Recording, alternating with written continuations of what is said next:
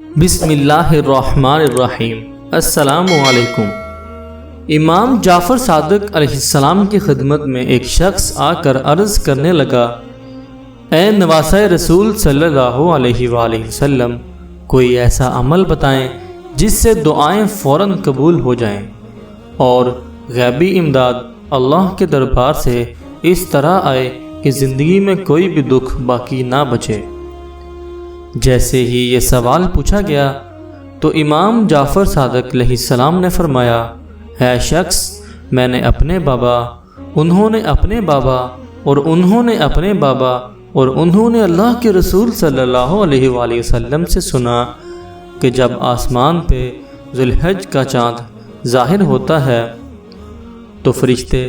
زمین کے چاروں طرف اللہ کے خزانے ہاتھ میں اٹھائے کھڑے ہوتے ہیں،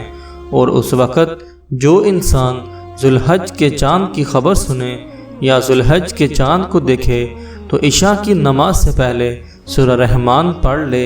تو وہ فرشتے اس انسان کے گھر میں داخل ہو جاتے ہیں اور دیکھتے ہیں کہ اس انسان کے لیے کیا بہتر ہے۔ اللہ کی برکت، نور، رحمت اس گھر پہ نازل کرتے ہیں اور اس طرح وہ انسان اپنی تمام دعاؤں کو قبول پاتا ہے۔ اے شخص، جب بھی ذو الحج کی خبر سنو یا چاند دیکھو تو سورہ رحمان پڑھنا نہ بھولو، کیونکہ یہ وہ عظیم عمل ہے جس سے اللہ دعائیں فوراً قبول کر لیتا ہے۔